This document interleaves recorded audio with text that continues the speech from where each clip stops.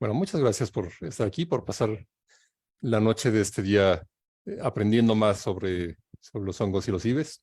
El día de hoy, pues justamente decidí hacer esta transmisión, ya que el 9/20, así como el 4/20, el 20 de abril, es el día dedicado a la cannabis, ¿no? Y, la concientización sobre el uso de marihuana. El 9/20, un poco en similitud, se eligió para el día dedicado a los hongos y los IBES, los hongos que contienen psilocibina. Ahorita veremos como algunos detalles al respecto. Eh, y pues bueno, uno de los principales motivos, ¿no? Uno de los principales objetivos de esta celebración, de este día, es poder crear conciencia y transmitir conocimiento sobre el uso de estos hongos, ¿no? Desmitificar muchos aspectos alrededor de ellos, ¿no? Y reconocer como el gran potencial que tienen, tanto en la salud mental, pero también en cuestiones espirituales y finalmente para el desarrollo humano. Vencer ideas arcaicas, ¿no? E ideas que limitan el uso de este tipo de sustancias, favorecer su legalización incluso, y pues apoyar de alguna forma el activismo, ¿no? El 23 de octubre, este sábado, de hecho va a haber una marcha en pro de la legalización de la psilocibina. Entonces, bueno, también si quien quiere participar, pues poder eh, aunar a este movimiento, ¿no? Sobre el uso responsable y sobre todo el conocimiento sobre este tipo de hongos, ¿no? Que en nuestro país, pues no son nuevos, ¿no? Se han utilizado de forma ancestral desde hace siglos. Y lo que estamos haciendo en la ciencia médica en los últimos 20 años, o bueno, quizá 60 si contamos como desde este primer revolución psicodélica en los 60, pues es redescubrir algo que ya se conocía por otros pueblos, ¿no? Solamente que ahorita lo estamos integrando a la medicina occidental, pero el uso de este tipo de sustancias y sus efectos, dentro de los cuales está pues la misma experiencia mística, es algo que ya ha sido empleado en pro de la salud mental y en pro del bienestar general del ser humano desde hace siglos. Comenzamos entonces, ahora sí, con la presentación. Estos son algunos de los temas que iremos viendo: la naturaleza de los hongos y los psilos, la neurobiología de la psilocibina, la fenomenología de la experiencia psicodélica, los usos ancestrales, los pioneros en esta primera revolución en los 60 y finalmente este renacer psicodélico en la psiquiatría actual. Para comenzar, hablando de los hongos, pues bueno, tenemos que los hongos con psilocibina pertenecen al género Psilocibe. De ahí viene el nombre de psilocibina, porque es la sustancia encontrada, o una de las tantas sustancias encontradas en estos hongos. Se encuentran de forma ubicua, están repartidos por todo el mundo. Obviamente, distintas especies pertenecen a distintas regiones, y particularmente México es rico en ese tipo de hongos. Hay varias especies de hongos psilocibes, e incluso no solamente los hongos psilocibe contienen psilocibina. Algunos otros géneros como Paneolus o otros que no pertenecen necesariamente al género psilocibe también pueden llegar a contener psilocibina y tener efectos similares. Dependiendo de la especie, serán pues las concentraciones que tengan de esta sustancia, pero también puede ser que presenten otras sustancias que no los hagan necesariamente comestibles, que los lleguen a ser tóxicos o que lleguen a interactuar de alguna otra forma con el organismo o con la misma experiencia. Pero hay que reconocer que entonces también no solamente la riqueza cultural, sino la riqueza biológica que tiene nuestro país en el contenido de este tipo de hongos.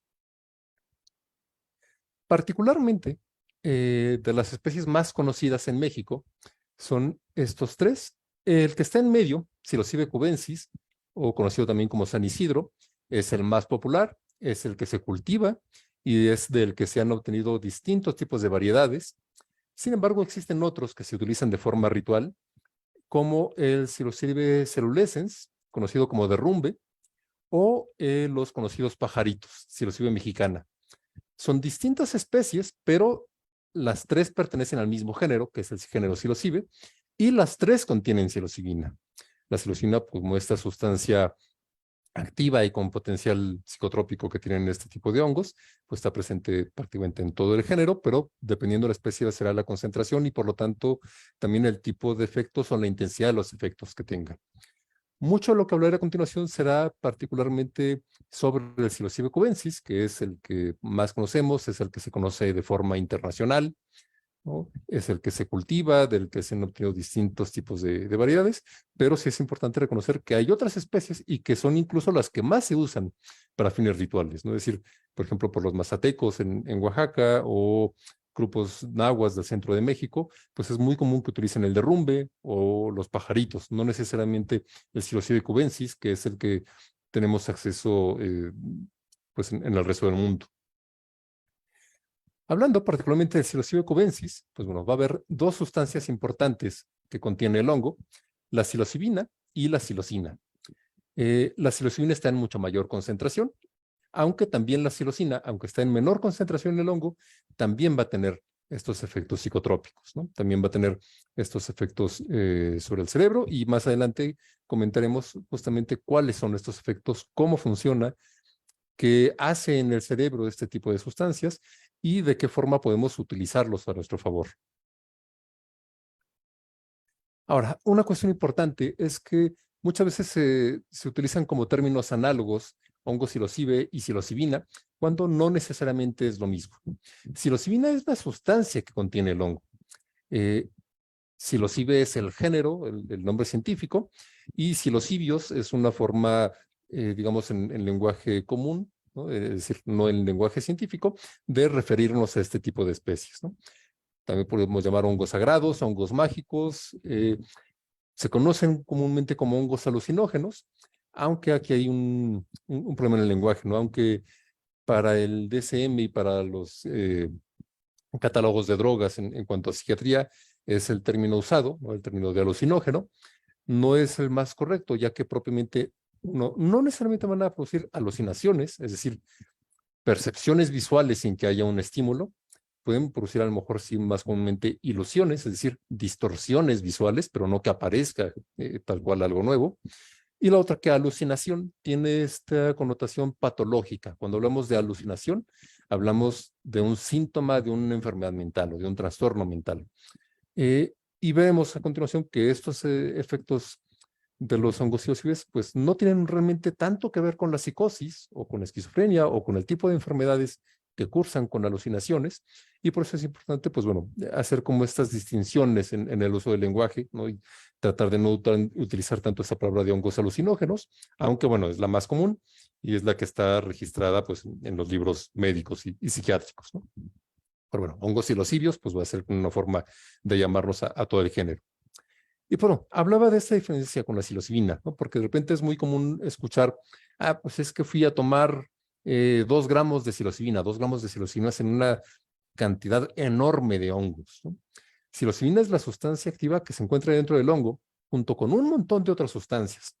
Un poco la diferencia sería como el café en el grano y la cafeína, que es la sustancia. Es decir, cuando tomo una taza de café, contiene una proporción de cafeína, pero no estoy tomando una taza completa de cafeína, ¿no?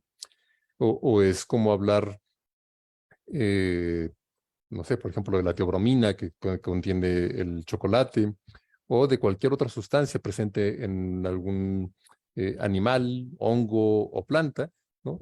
Cuando hablamos de los hongos erosivos, vamos a hablar del hongo completo, no solamente de la sustancia. Todo esto sí es importante para cuando hablamos de dosis, ¿no? Porque decir que, por ejemplo, una dosis promedio en una sesión psicodélica con ese tipo de hongos va aproximadamente entre los 2, 3, 4 gramos de hongo seco. No sería lo mismo hablar de psilocibina, que está presente alrededor del 6% del peso de los hongos secos, ¿no? Entonces, 2 gramos de psilocibina representaría pues eh, vaya, alrededor de 100 gramos de hongos secos, es decir, estaríamos hablando a lo mejor de un par de kilos de hongos frescos, ¿no?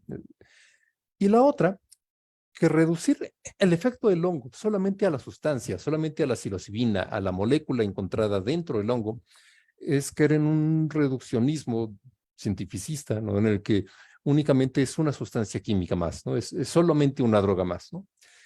Y vaya, desde cierta visión, sí podríamos entender la psilocibina como una nueva sustancia o como una nueva droga que tiene efectos en el sistema nervioso central y que tiene efectos psicológicos y emocionales, pero creo que entender el hongo en su totalidad, no solamente como una sustancia, le da más riqueza, porque entonces tiene todo un valor simbólico.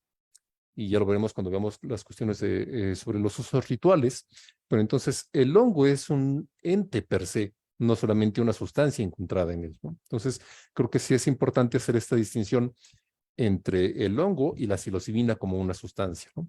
Aunque creo que para poder encajar en el mundo médico, ¿no? Y que no se vea como una cuestión meramente de charlatanería o que no se vea, pues a lo mejor dentro de estas medicinas alternativas y que pierda cierto valor, creo que se tiende a utilizar la palabra psilocibina como para darle una connotación o al menos una imagen más científica, ¿no? Pero creo que no hay nada de malo en llamarlos tal cual, hongos psilocibe, hongos psilocíbeos u hongos que contienen psilocibina. Sobre la proporción, mencionaba que habrá que ver, sobre todo cuando vamos a hablar sobre las dosis. Los hongos frescos, ¿no? Y pongo aquí el ejemplo de un cultivo de hongos, que es bien común y hay como varios kits y métodos para poder cultivarlos. Al secarlos, van a perder aproximadamente el 90% de su peso, dependiendo de la cepa, dependiendo de cada cosecha, ¿no? Y del cuerpo de cada hongo. Unos salen más gorditos, otros no tanto, pero aproximadamente nos va a quedar solo el 10% del peso en hongos secos. De ese peso seco, ya sin agua, que ya se redujo el 90%, aproximadamente el 6% va a ser tal cual con psilocibina. Ahora, esto no lo podemos saber a ciencia cierta, a menos que vayamos a un laboratorio, hagamos una extracción química de los hongos y entonces podamos medir cuánto tienen los hongos que vamos a consumir. Pero más o menos podemos llegar a un estimado si contemplamos alrededor del 6%, quizá hasta el 10, ¿no? 3%, un promedio alrededor del 6-7%. Entonces se hablaba que una dosis promedio en una sesión que va de 2 a 4 gramos de hongo seco estaría conteniendo aproximadamente de 12 a 25 microgramos de psilocibina, es decir, 0.012 a 0.025 gramos, ¿no? Es una sustancia realmente, una concentración realmente pequeña, pero con eso es suficiente para tener efectos notorios y sobre todo efectos positivos en el ser humano. La psilocibina, hablando ya de la sustancia, tanto la psilocina como la psilocibina, que se encuentran en los hongos psilocibes, van a pertenecer a una familia química que son las triptaminas. Hay otro tipo de triptaminas naturales que vamos a encontrar, por ejemplo, en la bufotenina o la 5-metoxidimetiltriptamina, que se encuentran en el sapo bufo, en el bufo albarus, que es un género de sapo del norte de México. Este no tiene un uso ritual, no tiene un uso ancestral como son los psilocibes, el uso es totalmente moderno. Sin embargo, también pertenece a la riqueza ecológica o a la riqueza biopsicodélica del país. Y hay otra sustancia mucho más popular desde hace más tiempo, que es el LSD, ¿no? Que actualmente pensamos en los hongos o en el bufo como estas sustancias naturales y el LSD como una sustancia totalmente sintética en una solución o en un cuadro, ¿no? Sin embargo, también proviene de un hongo, ¿no? Del cornezuelo del centeno, que es un hongo que afecta el centeno y otros cereales, y que dentro de este hongo contiene la amida del ácido lisérgico, el LSA. La dietilamida del ácido lisérgico es un derivado de esta molécula y que, bueno, actualmente se utiliza de forma sintética, pero que, bueno, fue de los primeros psicodélicos que se empezaron a emplear en los 60s, descubierto por Albert Hoffman, ¿no? Con este famoso viaje de la bicicleta. Pero bueno, la intención de esto es pues ver que las sustancias psicodélicas están presentes en la naturaleza, ¿no? Particularmente las triptaminas. Aquí faltaría otra más, que es tal cual el DMT, que se encuentra en la ayahuasca, ¿no? El preparado de ayahuasca, que es una mezcla de dos plantas, la Psychotria viridis, que es tal cual la que contiene el DMT, o la planta de chacruna, y la planta de ayahuasca, la liana, que es la Banisteriopsis capi, que esa contiene armalinas y que son una serie de compuestos llamados imaos, que digamos, para no entrar tanto en el tema de la ayahuasca, pero lo que hacen es hacer que podamos procesar mejor el DMT en el cuerpo, ¿no? Aunque tiene algunas repercusiones y algunas consideraciones que hay que tomar en cuenta, ¿no? Algunos riesgos el combinar este tipo de sustancias. Pero bueno, para concentrarnos en los hongos, pues vemos que es toda una familia de agentes psicodélicos que se encuentran en los enteógenos naturales. Las triptaminas son solamente una parte de todos los llamados alucinógenos clásicos. Cuando hablamos de alucinógenos clásicos, vamos a referirnos principalmente a tres, que son los que se empleaban en los 60s. La mescalina, que proviene del peyote, y que también, bueno, el peyote, que es este cactus, actualmente en peligro de extinción, más o menos en el norte, noreste del país, de México, pero también está presente en otros lugares del mundo, por ejemplo, en otro cactus, ¿no?, que también tiene mescalina, que es el cactus de San Pedro, el huachuma, que se encuentra en los Andes, en Sudamérica. Bueno, los dos, tanto el peyote como el huachuma, tienen mescalina, que es una fenilalcanilamina, que es un tipo o una familia química. Dentro de la otra familia, que serían las indolaminas, hay como dos grandes subgrupos, los derivados del ergol, como el LSA o el LSD sintético, el LSA, que es en el coronel suero del centeno. Hay otras plantas también aquí en México que tienen LSA, que sería la llamada Morning Glory, o rompeplatos, o manto, campanilla, que son estas florecitas que pertenecen a una enredadera del género Hipomea. Las semillas contienen LSA y también tenían un uso ritual tradicional, ¿no? Muchos grupos indígenas de México consumían una infusión de las semillas de la planta de Hipomea en este preparado conocido como ololiuqui, o el badó negro, y entonces estas semillas también inducían estos estados de trance, estos estados holotrópicos con propósitos rituales. Y el otro subgrupo sería el grupo de las triptaminas, ¿no? Aquí tenemos al DMT y sus derivados, y a la psilocina y la psilocibina. Entonces vamos a ver que químicamente van a ser muy parecidos entre sí y particularmente van a tener muchas más similitudes la 5-metoxidimetiltriptamina del sapo bufo, el DMT de la ayahuasca y la psilocibina de los hongos. Entonces pertenecen al mismo grupo químico, van a actuar muy similar en el cerebro, aunque a lo mejor pueden que tengan diferencias en los efectos. ¿Cómo funcionan en el cerebro las triptaminas? Todas estas triptaminas son derivados de un aminoácido que está presente en los alimentos, que es el triptofano. Por medio de procesos químicos y del metabolismo del cuerpo, el triptofano se convierte en triptamina, ¿no?, que es esta molécula similar a los psicodélicos que tenemos, ¿no? Incluso al DMT, que también produce el mismo cerebro en la glándula pineal, producimos DMT de forma natural, pero también a través de otro proceso metabólico se convierte en serotonina. La serotonina es una sustancia, es un neurotransmisor que tiene distintos efectos en el cerebro, y no solamente en el cerebro, la serotonina también funciona en otras partes del cuerpo, ¿no? La serotonina está presente también en el tracto digestivo y entonces ayuda a regular la forma en la que funciona nuestra digestión y nuestro sistema gastrointestinal.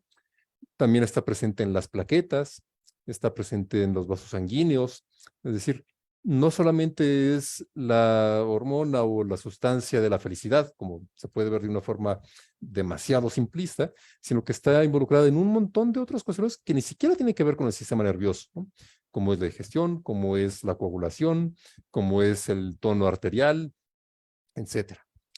Particularmente en el sistema nervioso, va a tener un montón de funciones diferentes, ¿no?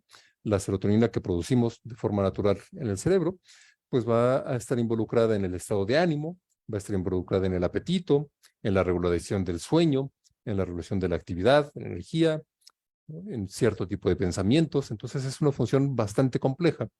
Y lo que hacen las triptaminas es que engañan al cerebro, dentro de ellas, por ejemplo, la psilocibina, y van a hacerle creer a las neuronas que son serotonina, y van a pegarse a las neuronas en los receptores que tenemos naturalmente para serotonina. En esta imagen podemos ver este esquema de dos neuronas. Quienes estén familiarizados con neurociencias, pues esta es una imagen muy común. Quienes no, les explico un poco. El dibujito, este como globito que se ve en la parte de arriba, es lo que llamamos neurona presináptica, y la que está abajo como en gris es la neurona postsináptica. La sinapsis es la unión entre dos neuronas, es la forma química en la que se comunica una neurona con otra y la que le da instrucciones, ¿no? Apágate, enciéndete, produce más, produce menos, etc. Y de la interrelación que hay entre todas estas neuronas es que vamos a obtener resultados como es la misma conciencia. Hay distintos tipos de receptores de serotonina. Como ven, no solamente hay un receptor único. Ahora, ¿cómo funciona esto de los receptores? Vamos a pensar que un neurotransmisor, sea serotonina o sea lo que sea, es como si fuera una llave. Y el receptor es como si fuera la chapa, la cerradura. Entonces, cuando entramos, tenemos la llave correcta para la cerradura correcta, vamos a poder abrir una puerta. Vamos a poder realizar una función al abrir esa puerta. Entonces, cuando la serotonina se une a los receptores de serotonina, es como si encajáramos esa llave en la chapa y entonces van a activar o desactivar ciertas funciones en la neurona. Dependiendo del tipo de receptores y del tipo de neurona, será el tipo de funciones que tengan, ¿no? No es tan sencillo como pensar que simplemente activan cosas y ya, sino que también pueden llegar a inhibir o a regular otro tipo de funcionamientos. Y hay varios tipos de receptores, particularmente los que nos interesan son el receptor 5-HT2A, se llama 5-HT, porque es el nombre químico de la serotonina, 5-hidroxitriptamina, y hay varios, el receptor tipo 2, subtipo A, 5-HT2A, es a donde se van a pegar prácticamente todos los psicodélicos, y es lo que ven aquí, por ejemplo, la psilocibina, la mescalina o el LSD.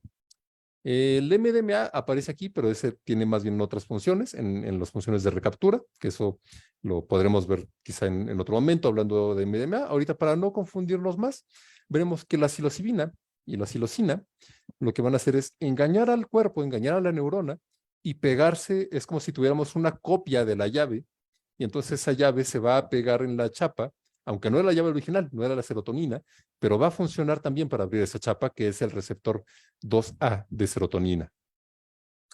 Ahora, ¿qué pasa cuando activamos esto? ¿Qué funciones va a tener el cerebro? Bueno, tiene un montón de funciones en el cerebro.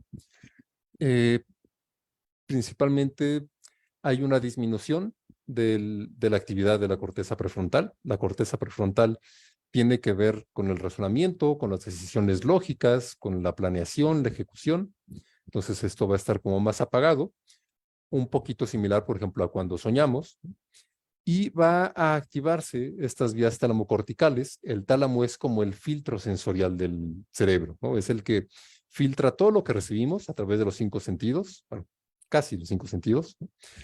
El oído, el tacto, o la vista. El olfato se procesa de una forma diferente. Y entonces lo que va a hacer el tálamo es el filtro de todos esos estímulos para que puedan llegar a la corteza y sepamos si llega luz, que estamos viendo algo. Si llega sonido, que estamos oyendo algo. Si llega presión y temperatura en la piel, que estamos tocando, que estamos palpando, sintiendo algo. Entonces, estas relaciones sensoriales, ¿no?, a través del tálamo van a estar hiperactivadas, la corteza prefrontal va a estar disminuida, y entonces va a haber una disminución del procesamiento lógico, pero un aumento de la percepción sensorial. Y eso explica parte de los efectos que tienen los hongos y que tienen los psicodélicos en general. Y otra función que tienen es que van a producir esta hiperconectividad del cerebro. Vamos a ver en este estudio clásico de Petri, ¿no?, que es un estudio de una técnica de resonancia magnética para poder evaluar los tractos cerebrales y la conexión entre distintas áreas. En este diagrama, vaya, el cerebro no tiene esta forma de dona, ¿no?, pero es en forma diagramática, distintas regiones, ¿no? Entre más grande sea el circulito, bueno, cada color representa una cierta región del cerebro. Por ejemplo, aquí podemos ver, no sé, en un poquito en verde, el lóbulo occipital, que tiene que ver con la vista. En azul, las regiones que tienen que ver con el lóbulo parietal, perdón, el lóbulo temporal, que tiene que ver con el oído, pero también tiene que ver con la regulación de las emociones y tiene que ver con la memoria, ¿no? En un poquito como en rosa, vemos la región frontal, etcétera, ¿no? Entonces, cada color es un área diferente del cerebro. Y cada circulito, entre más grande sea, quiere decir que el área es más grande o está más conectada. Entonces vemos del lado izquierdo la conexión normal y del lado derecho la conexión del cerebro con psilocibina. Es decir, hay una gran interconexión entre el cerebro y esto va a producir un montón de cosas, ¿no? Aquí lo vemos en grande. Uno, va a permitir los efectos meramente sensoriales, como es el fenómeno de sinestesia, que es uno de los fenómenos, digamos, más superficiales, ¿no? Que puede ocurrir con los psicodélicos, ¿no? De estos fenómenos estrictamente sensoriales, y que ahorita vamos a hablar un poquito más de ellos, que es el, por ejemplo, mezclar sentidos, ¿no? Y entonces uno puede llegar a escuchar un olor o a oler un color o a ver un sonido, ¿no? Pero más allá de la sinestesia, ¿no? También tiene otras funciones, que es flexibilizar las conexiones cerebrales, es decir, conexiones rígidas, ¿no? O circuitos reverberantes, es decir, que están de forma repetitiva. Esto va a permitir flexibilizarlos y va a permitir conectar un montón de partes distintas del cerebro para poder hacer nuevas conexiones, generar nuevos aprendizajes.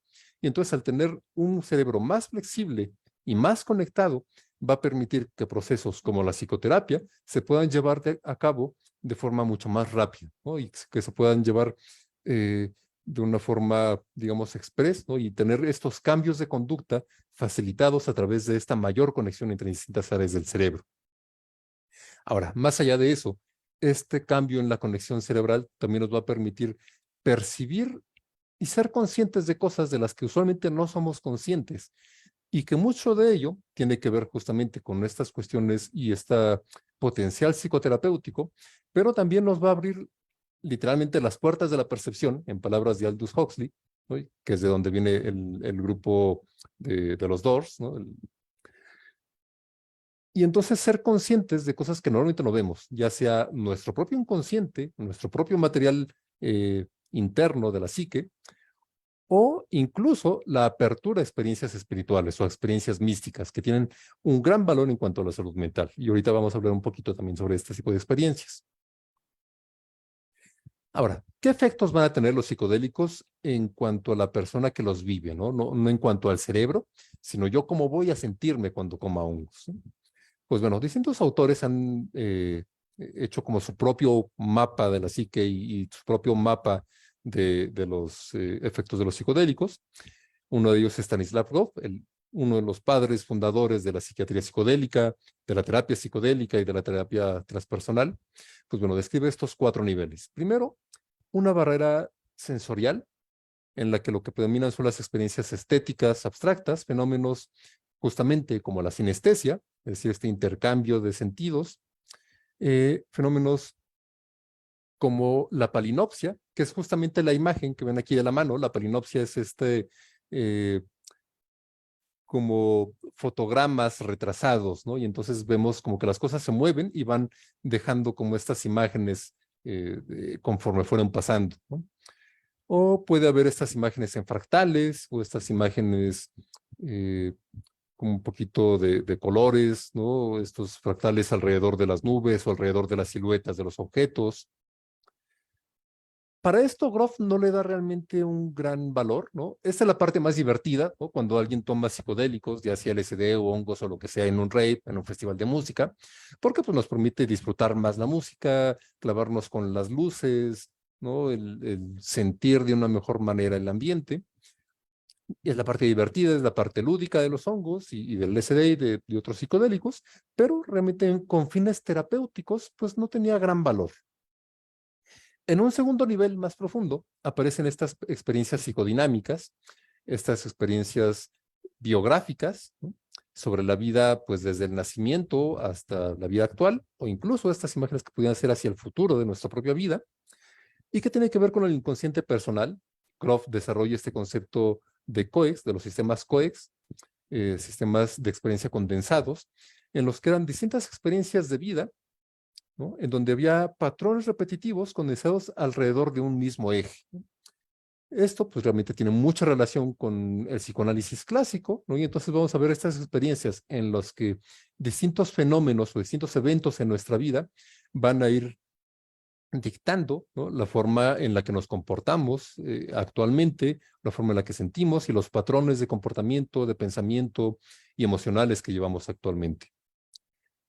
A un nivel más profundo, encontremos ahora, en este primer nivel, en este segundo nivel, perdón, estas experiencias psicodinámicas, en los que aparecen eventos biográficos o puedo recordar eventos de mi vida, pues ya nos empiezan a dar material para el trabajo psicoterapéutico, ¿no?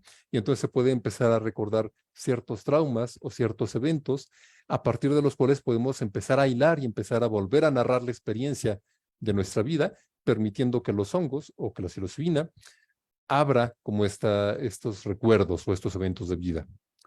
En un tercer nivel más profundo aparecerán estas experiencias perinatales que llevará a lo que Grof organiza en forma de matrices perinatales básicas, es decir, esta experiencia del nacimiento, que Grof considera el primer trauma del ser humano, el proceso en el que pasamos de la vida fetal al mundo externo y a ser organismos autónomos, que ya no dependemos biológicamente de la madre para oxigenarnos y nutrirnos. Vaya, por supuesto que necesitamos los cuidados de la madre, pero esa transición biológica por el canal de parto representa un trauma en la psique, y dosis mayores, ¿no? O experiencias más intensas con psilocibina, con hongos, pueden llevarnos a estas experiencias perinatales. Y finalmente, en el dominio más profundo, pues tenemos las experiencias transpersonales, es decir, el dominio transpersonal. Todo este terreno más relacionado con la experiencia mística tal cual, estos fenómenos, pues, no ordinarios de conciencia, y que nos van a permitir trabajar a un nivel más profundo, tanto psicológica como espiritual y energéticamente, y poder sacar provecho de este conocimiento más allá de los límites usuales del estado de conciencia común. Hay otros autores que proponen niveles más o menos similares. Salvador Roquet fue un psiquiatra mexicano que trabajó también entre los 50s y 60s.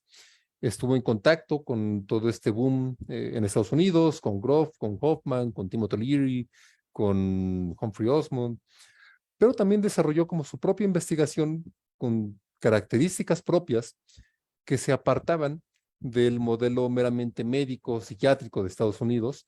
Y lo que hizo Salvador Roquet fue basarse en el estudio de las prácticas indígenas, y entonces basarse en cómo eran los rituales y cómo los indígenas mazatecos o nahuas utilizaban los hongos, cómo los wixárikas utilizaban el peyote, etcétera. Y entonces, a partir de ahí fue que empezó a ir desarrollando sus investigaciones y llegó a conclusiones muy similares. Por ejemplo, las de Grof propone estas 4 etapas también. La etapa inicial, esta etapa 1, una siguiente etapa alucinante en la que hay más efectos. Estas 2 se parecen a la etapa sensorial de Grof, a la primera. La tercera etapa analítica, similar a la segunda etapa inconsciente de material inconsciente y psicodinámico de Grof. Y la cuarta etapa, que él llamaba psicótica, que va a ser un poco análoga a la etapa transpersonal. En este esquema de cómo dirigía una sesión Salvador Roquet, vemos estas 2 partes, que también lo veremos más adelante cuando vemos la estructura de una sesión psicodélica con hongos. La primera parte que él llamaba una sesión psicolítica o desintegrativa, y una segunda parte que es la parte de integración, ¿no? O de reintegración, que esto es bien importante y andaremos sobre eso más adelante. Esta primera parte es cuando se tenía la sesión con el hongo, ¿no? La sesión con la sustancia. Y entonces iba a tener distintos efectos. Esta fase inicial, en la que había esta expectativa, había cierta euforia, un poco de tensión, algunas experiencias somáticas, ¿no? Como que uno está apenas entrando en el viaje, está empezando a entrar en esta experiencia, nos sentimos un poco raros, empezamos a ver las cosas un poquito diferentes. La etapa alucinante, ¿no? En la que ya hay pues toda esta parte de fantasía, incluso menciona aquí como esta fantasía hippie, ¿no? Estos fenómenos de evasión, ¿no? Que él menciona que, bueno, al igual que Grof, que esta etapa, pues más allá de divertida, ¿no? y de uso lúdico, pues no tenía a lo mejor mayor repercusión, ¿no? O mayor utilidad para fines psicoanalíticos, ¿no? O fines terapéuticos. Una tercera etapa analítica, en la que había pues ya tal cual este enfrentamiento al subconsciente, esta etapa más conflictiva, puede ser incluso angustiante, el enfrentarnos a nuestros propios traumas, el enfrentarnos a nuestros propios eventos de vida. Y finalmente esta etapa psicótica, ¿no? En la que aparece estos fenómenos de iluminación, de Satori, el inconsciente colectivo, estos fenómenos místicos, conectarse con la fuente de la sensibilidad, ¿no? Con la fuente del amor incondicional, con Dios, si lo quieren llamar así, dependiendo la tradición religiosa.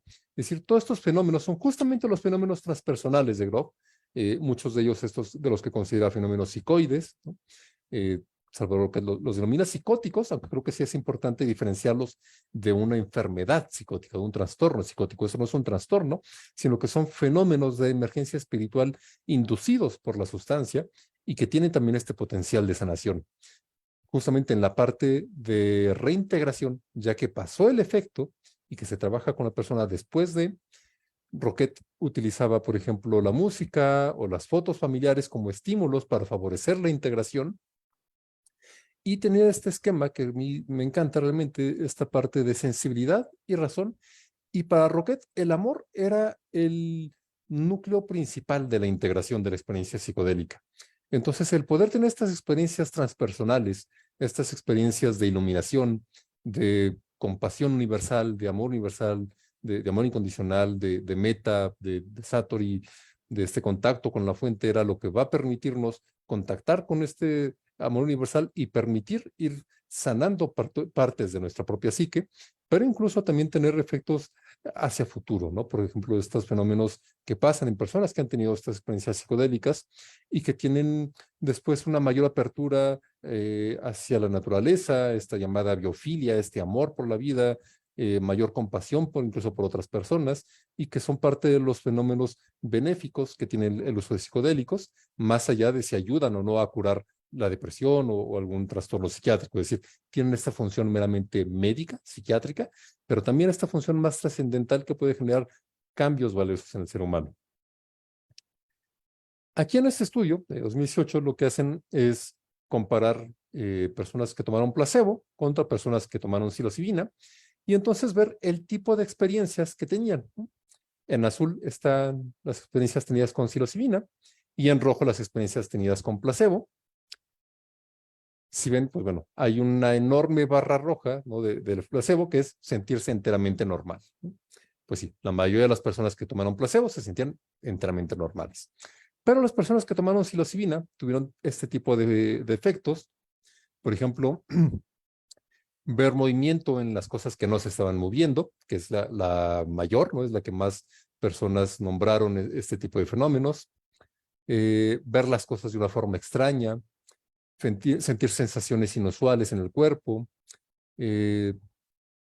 sentir bordes, o bueno, más bien observar bordes alrededor de los objetos, ver patrones geométricos, ver distorsiones en el tamaño de las cosas, ¿no? Distorsiones en el espacio, distorsiones en la sensación del tiempo, una mayor imaginación, una imaginación más vívida, experiencias similares a estar soñando, sensación de estar flotando, sentir los pensamientos como más libres, ¿no? Más vagabundos, digamos, ¿no? Este vagar de los pensamientos menos dirigidos por justamente esta limitación de la corteza prefrontal, ¿no? Y del pensamiento racional, etcétera, ¿no? Una serie de experiencias, ¿no? Que muchas de ellas están recogidas por Fadiman, ¿no? Y que selecciona justamente estos 8 características de los psicodélicos, de los fenómenos psicodélicos, dentro de ellos los producidos por los hongos psilocibe, y que ahorita vamos a ver lo curioso de esto, ¿no? Que es esta sensación de unidad interna, es decir, sentirse más coherente con uno mismo, sentirse más integrado con uno mismo, con su propia vivencia, con su propio inconsciente. La unidad externa, es decir, esa sensación de unión con el todo, de unión con el universo, de unión con otros seres vivientes. El sentido de sacralidad, es decir, sentir que se está en contacto con algo sagrado, con algo trascendente, con la divinidad, con Dios, con algo más allá de nosotros que merece esta devoción y este respeto. La cualidad noética, es decir, el hecho de que estas experiencias se sientan totalmente reales, incluso más reales que la realidad misma. Un estado de ánimo positivo, la trascendencia de las barreras del espacio y del tiempo, la experiencia de lo inefable, es decir, aquello que va más allá de las palabras y que no puede ser expresado de manera verbal, y la paradoja, ¿no? Esos fenómenos de no dualidad o esos fenómenos contradictorios, ¿no? En los que pueden convivir de forma aparentemente totalmente lógica y con sentido eventos, fenómenos o razonamientos que parecieran totalmente contradictorios. ¿Cuál es lo importante de esto? Que estos 8 fenómenos coinciden con las 7 características descritas por Stace en los 60 sobre la experiencia mística. Stace lo que hace, basado por ejemplo en los trabajos de Rudolf Otto, que es un antropólogo dedicado a la experiencia mística, digamos que llega a una especie de resumen o conclusión de cómo definir qué cosa es una experiencia mística, ¿no? Para poder llegar a un lenguaje más estandarizado y entonces, bueno, ¿de qué se habla cuando se habla de experiencia mística? Y habla justamente de estos 7 características, de estos 7 fenómenos. El fenómeno de unidad, ya sea interno o externo, fenómeno de sacralidad, la cualidad no ética, es decir, sentir a esto más real que lo real, un estado de ánimo positivo, lo inefable, lo paradójico y la trascendencia del tiempo y el espacio. Esos estudios no parten de psicodélicos, estos estudios parten del estudio de fenómenos religiosos, ¿no? Por ejemplo, de la meditación budista, de la meditación hinduista, del éxtasis religioso en algunos santos cristianos, como el éxtasis de Santa Teresa, de los estados de éxtasis inducidos por la danza de los derviches, que pertenecen a la tradición sufi del Islam. Es decir, distintas tradiciones religiosas han llegado a experiencias muy similares por distintos métodos, como puede ser la meditación, el baile, la música, experiencias intensas en el cuerpo, y una de ellas, pues, es el uso de enteógenos o psicodélicos como son los hongos. Entonces, lo que vamos a ver es que los hongos van a inducir este tipo de experiencias místicas, estas experiencias trascendentales, y estas experiencias tienen un valor en la psiquiatría, ¿no? Personas que las han tenido o que tienen un mayor contacto con la espiritualidad tienden a tener una mejor calidad de vida, disminuyen ideas suicidas y riesgo suicida, por lo tanto, disminuye el uso de sustancias adictógenas, ¿no? Y entonces la persona se siente más libre para poder dejar las adicciones. Hay un estado de ánimo positivo a largo plazo, y entonces pareciera que entonces podemos utilizar los hongos y los cibes o los psicodélicos en general como una herramienta para poder obtener estas experiencias místicas y acceder a estos beneficios.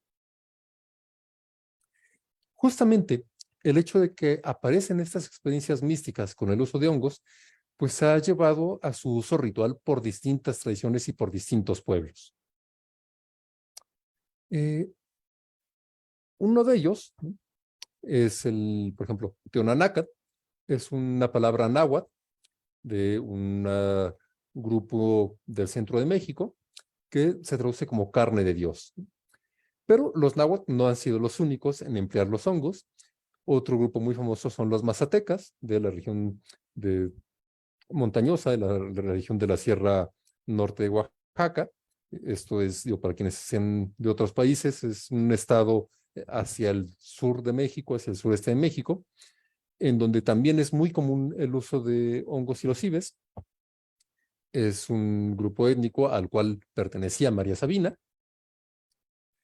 y que el uso más común para los mazatecas es la llamada velada mazateca. La velada mazateca es el ritual por excelencia para el uso de hongos psilocibes, de los llamados también niños santos. Es un ritual comunitario, ¿no? Y entonces vale la pena rescatar esto, ¿no? Porque en distintas tradiciones indígenas, tanto en América como en África o en distintas partes del mundo, los fenómenos de estados alterados de conciencia o los fenómenos de trance son de forma comunitaria, no son fenómenos individuales. No es como en Occidente cuando vas con tu terapeuta a tener una sesión 1 a 1, o no es cuando vas con el psiquiatra para que te dé un medicamento y te tomas tu antidepresivo en tu casa, sino que son rituales en los que entra toda la comunidad. La velada mazateca es uno de ellos. Entonces, aquí actúa el chamán o la chamana. Particularmente son ritos femeninos, son ritos en donde las chamanas o las líderes religiosas son mujeres. La palabra en mazateco es chotachine, que se traduce algo así como persona sabia. Chamán lo pongo entre comillas porque vaya, chamán es un término que viene de Siberia, ¿no? de grupos túrquicos, pero que bueno, se ha internacionalizado y que se utiliza como un sinónimo para estos médicos tradicionales o más que médicos para estos intermediarios entre el mundo espiritual y el mundo material. Ese labor para los mazatecos lo tiene el Chotachiné, o más bien la Chotachiné, esta llamada persona sabia, una de ellas, María Sabina. Y estos fenómenos, estos rituales, además de ser comunitarios, pues no solamente eran para la búsqueda espiritual o la búsqueda, la sanación emocional, como podemos utilizar actualmente los hongos para tratar la depresión o la ansiedad o el trauma, se los empleaban incluso para curaciones físicas. Aquí la gente iba o va actualmente cuando tiene algún malestar físico, cuando la panza, la cabeza, tiene algún problema en el parto, y entonces hay malestares físicos que llevan al uso de este tipo de rituales. También, por supuesto, la sanación emocional e incluso fines sociales, ¿no? Por ejemplo, se puede realizar un ritual para encontrar una persona que está extraviada, y una característica de estos es que no solamente es el, llamámosle entre comillas, paciente o el participante, sino incluso la misma persona sabia, ¿no? El mismo guía de la experiencia, el mismo guía del ritual, en ocasiones también ingiere los hongos. Y entonces él mismo o ella misma va a estar en este estado de trance, en este estado holotrópico, que le va a permitir acceder a estados de conciencia diferentes para acceder a una sabiduría distinta y que le permita resolver los problemas de la comunidad. Y entonces, este tipo de rituales no solamente es para la mera sanación psiquiátrica, sino incluso para resolver problemas sociales dentro de esta comunidad. Por supuesto que la más conocida de estos sanadores mazatecos, pues es María Sabina. María Sabina fue una de estas chotachiné, de estas personas sabias, y que es conocida porque fue la primera en trascender las barreras culturales. Tuvo contacto con Gordon Wasson. Gordon Wasson fue un micólogo amateur de Estados Unidos, era un banquero, que él se dedicó a estudiar los hongos en distintas partes del mundo. Y cuando viene a México, pues bueno, él se dedicaba a la micología, como de forma un tanto amateur, era como estos naturalistas que pues, lo hacían por afición, porque pues bueno, siendo banquero tenía el dinero para hacer lo que quisiera. Y viene a México justamente buscando estos hongos psicodélicos, ¿no? Viene por el conocimiento de que había hongos que utilizaban los indígenas mexicanos para entrar en estados alterados de conciencia, y entonces tiene contacto con María Sabina, y es el que lleva el nombre de María Sabina al extranjero, y no solamente el nombre de ella, sino el uso de los hongos y los ibes, el uso del Tionanácat, aunque vaya, ella no era náhuatl, ella utilizaba otro término, que no recuerdo ahorita para los hongos psilocibes, y lleva el uso de este tipo de sustancias y sobre todo los efectos que pueden tener a Estados Unidos, ¿no? Y es en donde empieza todo este boom en los 60s, que estaban experimentando con LSD, ¿no? Sintetizado por Albert Hoffman, y entonces también Hoffman le llevan esta muestra de hongos y a partir de ellos extrae la psilocibina, determina cuál es la sustancia activa y a partir de entonces empieza el uso pues ya de la psilocibina sintética y el uso experimental y médico ya en el mundo occidental. Entonces María Sabina funcionó como esta especie de embajadora del conocimiento ancestral de los mazatecos y el conocimiento ancestral de los niños santos, de los hongos, hacia el mundo occidental. Justamente en los 60s es que aparece esta primera revolución psicodélica, esta revolución con Humphrey Osmond, un psiquiatra británico que empieza estos estudios con LSD y con mescalina, estrella del peyote, y empezamos también el uso de LSD para tratar el alcoholismo, ¿no? Los primeros usos que se le dieron a los psicodélicos en los 60s no era para buscar un tratamiento, sino al contrario, no era para que lo tomaran los pacientes, sino era para que lo tomaran los psiquiatras. La idea era inducir estados que parecieran psicosis para poder, uno, tener un mejor conocimiento de la experiencia psicótica de los pacientes, por ejemplo, con esquizofrenia, o crear modelos y entender qué es lo que pasa en el cerebro en las personas que tienen este tipo de padecimientos. Encontraron que realmente no se parecía tanto a la psicosis, ¿no? Son fenómenos distintos, el cómo se siente estar psicótico una persona con esquizofrenia, al cómo se siente una persona con este tipo de sustancias psicodélicas, Pero lo que encontraron es que tenía efectos benéficos en los pacientes y entonces empezaron a utilizarlos para el tratamiento de alcoholismo y el tratamiento de otras sustancias. Y entonces el mismo fundador de Alcohólicos Anónimos, a partir de las experiencias espirituales tenidas con este tipo de sustancias, pues desarrolló estos 12 pasos basados totalmente en una visión espiritual o en una sanación espiritual para el uso de sustancias adictógenas como el alcohol. A partir, pues bueno, de estas mismas experiencias místicas, y empiezan a también desarrollar técnicas psicológicas para guiar este tratamiento, ¿no? Llega esa sustancia totalmente nueva a Occidente, a Gran Bretaña, a Estados Unidos, y entonces tienen que desarrollar una nueva psicología para estas nuevas sustancias. Y es cuando surge, pues entonces, los primeros pasos de la psicología transpersonal. Uno de los principales experimentos es este experimento de Viernes Santo, ¿no?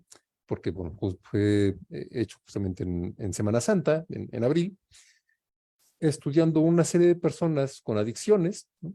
Con el uso de psicodélicos y ver cuáles eran los efectos que tenían estos psicodélicos. Este estudio fue dirigido por Timothy Leary, por Metzner y Richard Alpert, que después se cambió el nombre a Ramdas,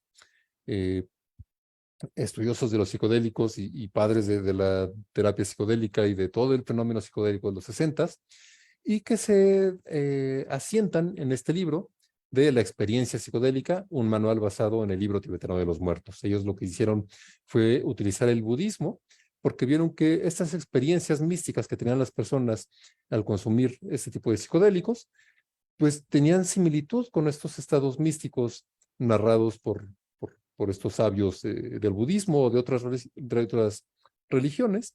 Y entonces utilizan este libro budista, el libro tibetano de los muertos, como una guía para darle orden a su propio pensamiento y poder darle orden a las experiencias que estaban viendo con estas personas. Desgraciadamente esto tuvo un final en los 70s con Nixon, en el 71. Durante los 60s, pues bueno, todo este fenómeno psicodélico trascendió a la cultura y salió meramente de los laboratorios médicos a ser parte de la cultura, o más bien de estos movimientos de contracultura, ¿no? El uso recreativo del LSD, pero también de los hongos, la cultura hippie, y entonces vemos todas estas visitas justamente a María Sabina por los Beatles, por los Doors, por políticos, por personas famosas en su tiempo que venían buscando este tipo de experiencias y entonces venían a México, a Oaxaca, a la Sierra de Huautla, de donde era María Sabina, para buscar ese tipo de experiencias, pero también se asoció con todos estos fenómenos de contracultura y entonces los jóvenes ya no querían ir a la guerra de Vietnam y estaban en contra del imperialismo estadounidense y estaban en contra también de seguir como pues, todo este modelo capitalista. Nixon lo ve como totalmente una amenaza a los principios y a los valores de imperialismo y de capitalismo americano. Y entonces todos estos psicodélicos son catalogados como sustancias controladas, como sustancias prohibidas, entran en la misma clasificación que la heroína o que la cocaína y caen en la prohibición, ¿no? Es entonces cuando tenemos este cierre de las puertas de la percepción y permanecen cerradas durante 50 años hasta apenas hace un par de décadas, cuando comienza a surgir este renacer psicodélico en la psiquiatría.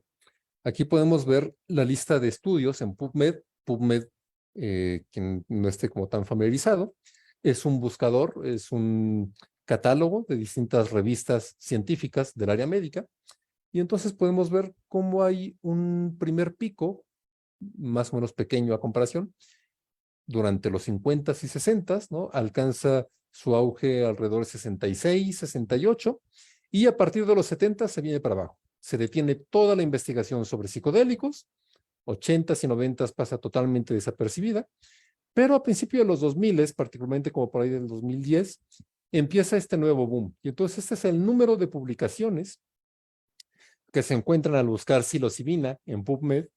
Y entonces hacia 2018, 2020 tenemos un pico exponencial de todas las investigaciones que se han estado haciendo sobre psilocibina en la última década. Justamente esto es el que se le denomina este renacer o este renacimiento psicodélico en la psiquiatría. Este estudio de Griffith es uno de los principales investigadores del Johns Hopkins, que es un gran hospital, escuela de medicina. Y entonces tiene este estudio, pues ya van a ser casi 20 años, en 2006, y entonces se llama, la psilocibina puede ocasionar experiencias de tipo místico que tienen que tienen un efecto sustancial y sostenido en el significado personal y la significancia espiritual. Entonces se dan cuenta, o bueno, nos volvemos a dar cuenta, este efecto que tienen los psicodélicos, no solamente durante el efecto, es decir, no solamente durante la sesión, sino que de forma sustancial y sostenida generan un cambio en las personas. Y empieza a haber una serie de investigaciones en estos últimos 10 años, dirigidas, por ejemplo, al consumo de sustancias, y entonces en la primera gráfica vamos a ver personas que este Mystical Experience Questionnaire es un cuestionario, es un inventario psicológico que mide la intensidad de este tipo de experiencias místicas, ¿no? Va del 1 al 30, y entonces aquí lo que fue expresarlo por porcentajes, y entonces entre mayor era la experiencia mística, menor era el craving por el tabaco, ¿no? Es decir, las ansias, el antojo de volver a consumir tabaco iba disminuyendo. Y entonces pareciera que no solamente es la experiencia mística per se, sino entre más intensa es esta experiencia mística, mayor es el efecto terapéutico. En este caso, para el cese del tabaquismo. En este otro estudio, también con psilocibina, en el que está en medio, lo que se hace es, bueno, son ratings, son tasas de esta experiencia espiritual respecto a los cambios en el comportamiento, que igual vamos a ver que a mayor, aquí lo que ven es la dosis de psilocibina, entonces, bueno, a mayor dosis, mayor intensidad de estos efectos, ¿no? Tanto el porcentaje de voluntarios que tuvieron un cambio en su vida, como el porcentaje que tuvieron al menos, o que estuvieron en el top 5 de estas experiencias espirituales, ¿no? En el que estaba con negro. Entonces vemos, aquí surge un poco el qué dosis vamos a utilizar, ¿no? La experiencia mística pues se intensifica a partir de los 10 miligramos de psilocibina por 70 kilos de peso, que es aproximadamente el peso de una persona promedio que no tenga sobrepeso. Y pues bueno, entonces veríamos que todos van más o menos de 10 a 30 miligramos de psilocibina por persona. 30 miligramos de psilocibina, decíamos que más o menos sería alrededor de 4 gramos de hongo seco, aproximadamente, entre 3 y 4 gramos de hongos secos. Ahorita vamos a ver un poquito más sobre las dosis que utilizan en estos estudios. Y en este otro, lo que hacen es estudiar esta escala, la Hamilton de ansiedad. La escala de Hamilton hay dos versiones, la Hamilton de ansiedad y la Hamilton de depresión. Y son escalas que ayudan a darle un valor a los síntomas, ¿no? Es decir, quien tiene 20 puntos está más deprimido que quien tiene 10, ¿no? Y aquí lo que se vio es que igual, entre más intensa era la experiencia mística respecto a este porcentaje, aumentaba la disminución de los síntomas depresivos. Es decir, desde bajar 5 puntos en esta escala en estos síntomas de ansiedad, desde menos 5 hasta aproximadamente menos 20 o menos 25, ¿no? Entonces, entre más intensa la experiencia psicodélica, también va disminuyendo la ansiedad. Y particularmente los hongos psilocibes o la psilocibina tiene como dos grandes áreas prometedoras en esos nuevos estudios. Uno es la depresión y el otro es la adicción a sustancias. Irónicamente, esta sustancia catalogada como una droga pareciera ayudar a dejar las adicciones. Cahar Harris es otro de los grandes investigadores al respecto. Él trabaja en el Royal College. Y está este estudio clásico, bueno, es del 2021, es reciente, pero es como de estos grandes estudios en estas grandes publicaciones, que es el New England Journal of Medicine, ¿no? Que es de las mayores revistas de medicina. Y ahí publicaron este ensayo de psilocibina versus escitalopram para depresión. El escitalopram es un tipo de antidepresivo que es de los más efectivos y de los que tienen menos efectos adversos, ¿no? Entonces, de los mejores antidepresivos que tenemos, compararlos con psilocibina. Este es el resumen del estudio. Realmente es un estudio pues casi piloto, tiene una población muy pequeña, 59 adultos, Y lo que hicieron fue dividirlos en dos, ¿no? Entonces, la mitad, 30, iban a tomar psilocibina, 25 gramos, que vendría siendo por ahí de 3 gramos de hongo seco, en una primera dosis y después de 3 semanas. Y los demás, la otra mitad, los otros 29, iban a tomar 3 semanas, 10 miligramos diarios de citalopram, y las otras 3 semanas, 20 miligramos. 10 miligramos de citalopram viene siendo una dosis inicial del antidepresivo, y 20 miligramos ya es una dosis máxima. Entonces iban a estar 3 semanas con una dosis inicial y otras 3 con una dosis máxima. Y lo que vieron es una disminución en un cuestionario, no es el mismo de Hamilton, es otra herramienta, un cuestionario para depresión. Y entonces las personas que estuvieron con psilocibina disminuyeron 8 puntos en este cuestionario de depresión, que va del 0 al 27. Entre más alto es más intensa los síntomas depresivos, y entre más bajo el puntaje, menos síntomas depresivos. Disminuyeron 8 puntos con una desviación estándar de más o menos 1, y las personas que tomaron antidepresivo disminuyeron en 6 puntos. No hay una diferencia significativa, eso es lo que significa esto que expresan aquí abajo, pero justamente eso significa que, bueno, no hay una diferencia, ¿no? Aunque pareciera un poquito más intenso la mejoría con psilocibina, y entonces esto nos hace pensar que la psilocibina, a lo mejor sí no es mucho mejor, pero al menos sí pareciera que funciona exactamente igual que los antidepresivos durante estas primeras 6 semanas.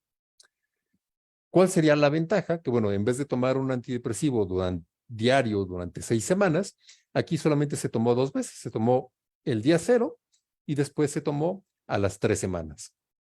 Aquí vemos estas gráficas en las que comparan, en rojo está la psilocibina y en azul el escitalopram, el antidepresivo. Entonces, en el día 1 se tomó la primera toma de psilocibina, y en el 21, es decir, a las 3 semanas, se tomó la segunda dosis. Entonces, con 2 dosis a 3 semanas de diferencia, pareciera que tiene al menos el mismo efecto, si no es que incluso tal vez un poco mayor, con respecto al escitalopram. Este otro es igual, bueno, es el mismo, es en otra escala, el nivel de cambio, e igual. Los cambios en psilocibina parecían incluso mayores que los de citalopram. Este es un estudio un poquito tramposo, ¿no?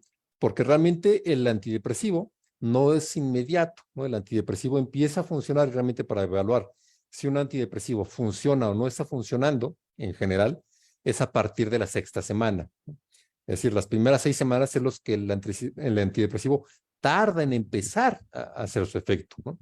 Realmente sería bien valioso poder ver un estudio a más de 6 semanas, porque quizá a más de 6 semanas el antidepresivo sí empieza a tener un efecto más intenso y los síntomas depresivos empiezan a mejorar todavía más. Pero al menos durante estas 6 semanas, que es lo que se tarda en el que el antidepresivo empiece a funcionar como se espera, pues pareciera que la psilocibina tiene un efecto mucho más rápido e incluso pareciera que más intenso. Este otro es un estudio también bien interesante porque es una de las principales alternativas para el uso de la psilocibina, que es la depresión resistente. Es decir, en el otro fueron pacientes deprimidos y punto, ¿no? Y se comparó un tratamiento contra el otro. Y aquí lo que se hizo fue estudiar personas que tenían depresión resistente. Depresión resistente se define a alguien que ha tenido un episodio depresivo y que ya tomó un antidepresivo a buena dosis y a buen tiempo, es decir, a una dosis máxima y durante por lo menos 6 semanas, y no le funcionó, y después tomó un segundo antidepresivo de una familia diferente y de un grupo químico diferente, igual a una dosis adecuada, por lo menos por 6 semanas, y aún así no han tenido respuesta. Entonces, 2 antidepresivos diferentes y no les funciona, son las personas que vamos a llamar personas que tienen depresión resistente. Aquí están las imágenes de este estudio. Y entonces aquí lo que hicieron fue, pues bueno, ya no hay alternativa, ¿no? Que justamente es lo que pasa con estas personas. Es decir, ya probaste 2 antidepresivos diferentes y te siguen sin funcionar. Entonces, a partir de ahí, pues ya no hay guías, ¿no? Se pueden utilizar combinaciones de antidepresivos o antidepresivo con antipsicótico, es decir, ya queda un poco más abierta las alternativas de tratamiento. Todo lo que hicieron, bueno, vamos a utilizar esta otra alternativa, que es la psilocibina. Probaron en distintas dosis, 25 miligramos, 10 miligramos o 1 miligramo. 1 miligramo sería prácticamente una microdosis. 1 miligramo de psilocibina vendría siendo más o menos como menos de 1 gramo de hongo, ¿no? Entonces, pues ya entraría en el terreno de las microdosis, que igual hablaremos un poquito al final. Y lo que vieron fue esta escala, que es también una escala para medir los niveles de depresión, comparando con las dosis, ¿no? Evidentemente, pues bueno, los que tomaron 25 miligramos disminuyeron mucho más, ¿no? Y este estudio fue desde el día 1 hasta la semana 3, es decir, 3 semanas después de la toma de psicodélicos, es decir, de la toma de psilocibina, hubo una disminución de 12 puntos, con un máximo de 20, para las personas que tomaron la dosis mayor, es decir, los 25 miligramos de psilocibina, por eso decía que es más o menos la que se utiliza para las sesiones. Y pues bueno, fue mayor que los que tomaron una dosis menor, de 10 o de 1 miligramo. Ahora, otro dato interesante aquí en esta gráfica chiquita de la derecha son los efectos adversos. Obviamente, a mayor dosis también hay más efectos. Y sin embargo, los efectos adversos son realmente similares a los que tienen los antidepresivos, ¿no? No es que sean efectos adversos tan graves, ¿no? Es decir, dolor de cabeza, náusea y mareo fue lo que principalmente se reportó. Obviamente, también a mayor dosis, mayor efectos adversos, pero tampoco son tan intolerables.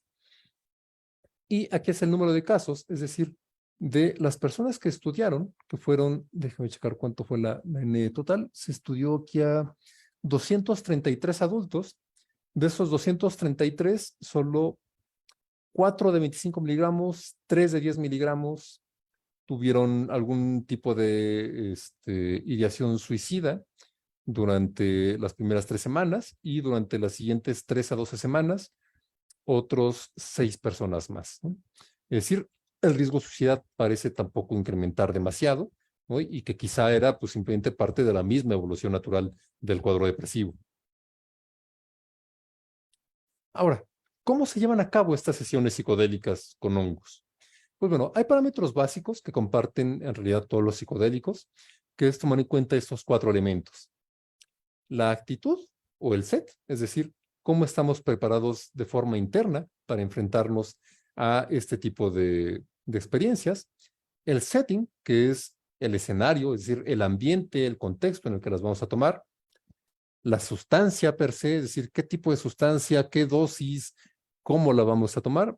Y otra parte bien importante es el guía, el tipo de guía, ¿no? Y entonces no va a ser lo mismo un setting y un guía tradicional en el que vamos a tener a un chota chiné, a un sabio mazateca, guiando esta experiencia en un escenario durante un rito comunitario en la Sierra de Huautla, a el que vamos a tener en una cama, en una clínica, en un hospital en Estados Unidos, guiado por un psiquiatra, y no va a ser el mismo que vamos a tener por un facilitador en un ambiente, digamos, neochamánico, urbano.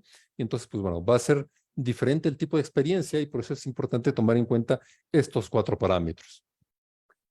Y particularmente, pues tendremos en cuenta que no solamente es la sesión per se, sino que se requiere primero un proceso de preparación que involucra 2 aspectos. Uno, que es la preparación, digamos, psicoeducativa, es decir, conocer la sustancia, conocer los efectos, saber qué me va a pasar, cuánto me va a durar, cómo actuar en momentos difíciles, etcétera, como la preparación terapéutica, es decir, llevar como todo este proceso de intención, de conocerme, de meditación, más la preparación física, que es decir, el evitar ciertos alimentos, dormir bien, llevar como un buen estado físico antes de la sesión.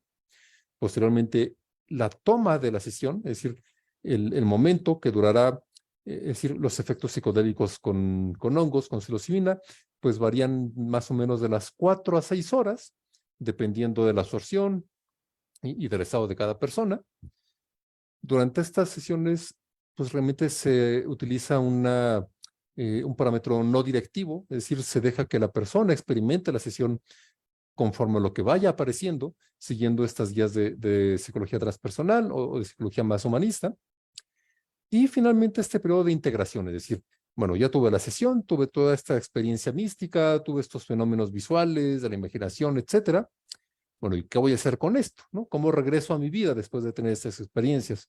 Entonces, por eso es de vital importancia el proceso de integración, es decir, ¿cómo puedo aprovechar esta experiencia para tener repercusiones en mi vida? ¿Cómo puedo aprovechar los aprendizajes que tuve y que no se quede en un rave, en un viaje, en un sueño bonito, en una experiencia divertida, que tampoco tiene nada de malo, ¿no? Se pueden utilizar estos usos meramente lúdicos, pero si queremos tener un cambio en nuestras vidas y si queremos tener un uso terapéutico, pues es importante este proceso de integración.